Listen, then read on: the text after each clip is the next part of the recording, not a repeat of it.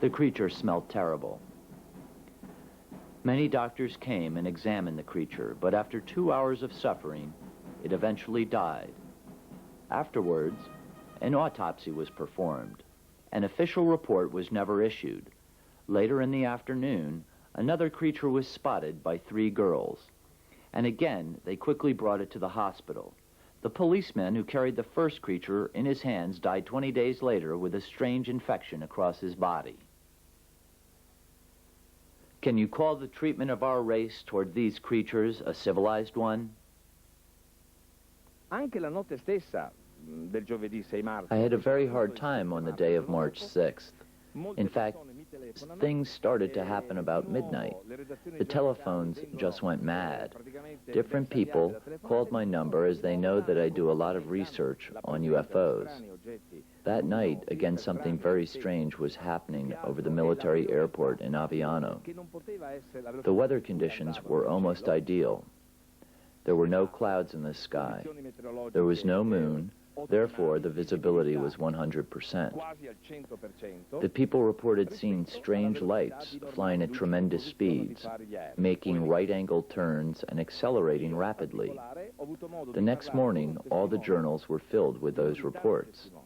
And it is not for the first time that such things happened.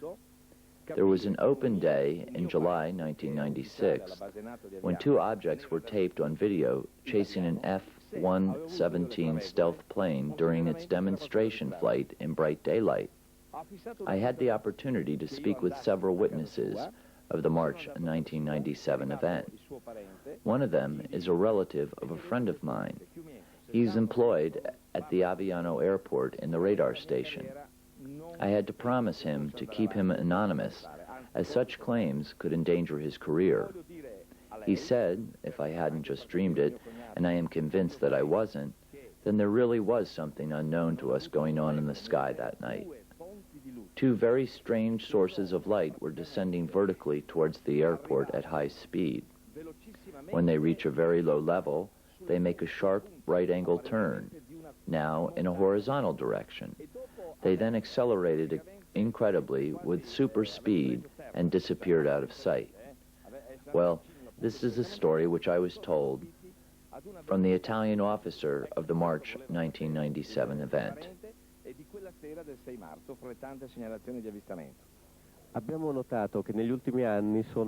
During the recent years, the number of sightings of strange objects over the military bases in Italy has increased dramatically.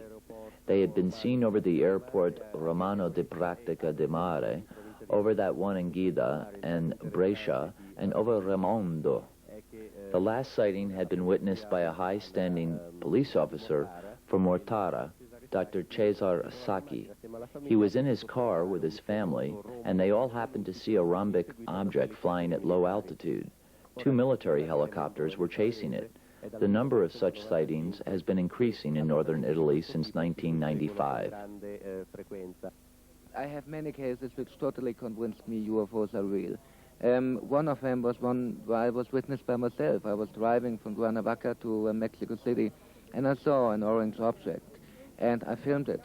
And I called my friends who were working in the tower of Mexico City International Airport if they had something on a radar screen, and yes, indeed they had. And 2 pilots saw it when they approached, and the object was hanging there and then shooting away.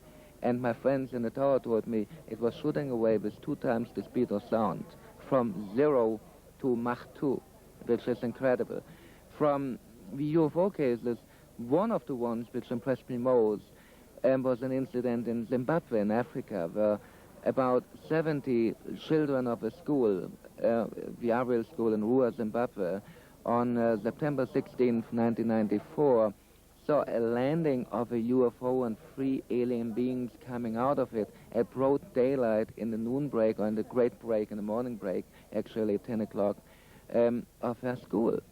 And after talking to all these people and all the students, all the children, which are 8, 9, 10, 11, 12 years old, which are black and white and colored, there's no way they hallucinated or whatever. These are normal, healthy children. We just saw the solar thing. We just saw the solar thing that had just stood there, and we saw 2 people. One had lost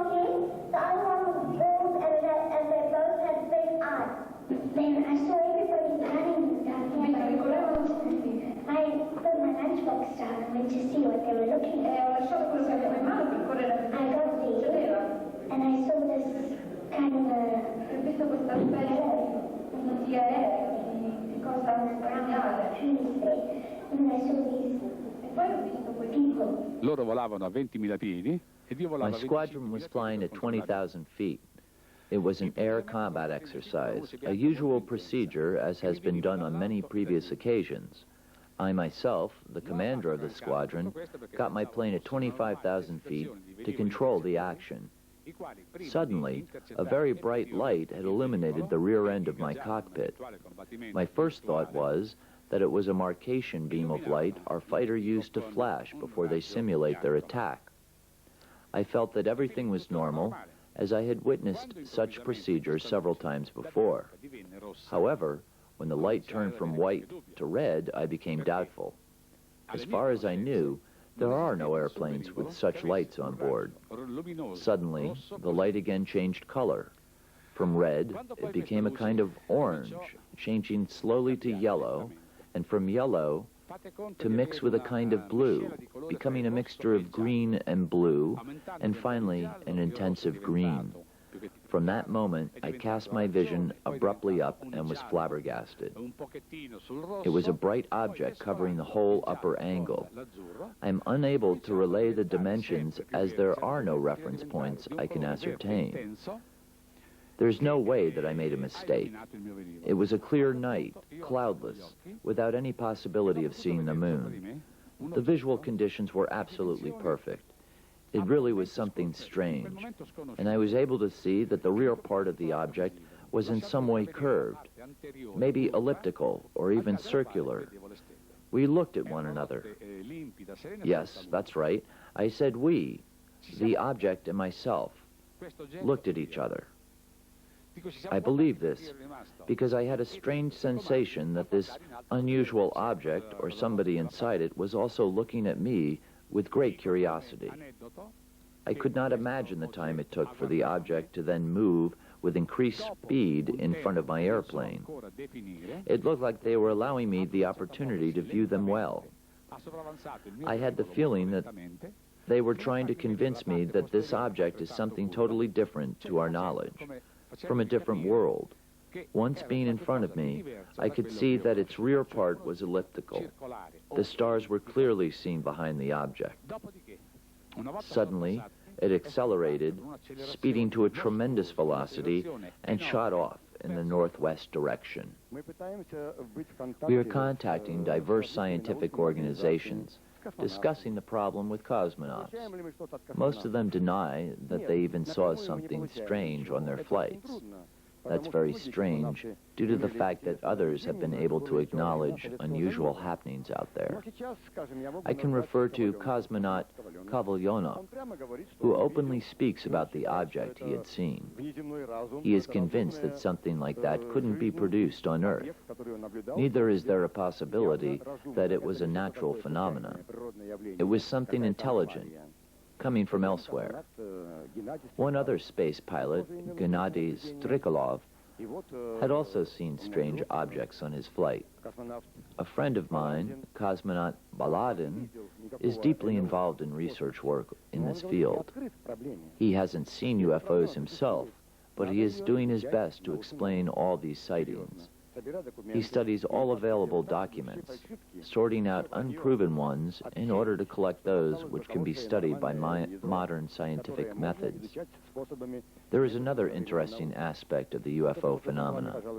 In almost every country worldwide, there are numerous reports on abductions. It is not the case in Russia.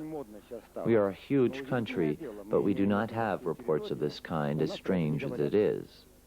There are numerous reports from Brazil.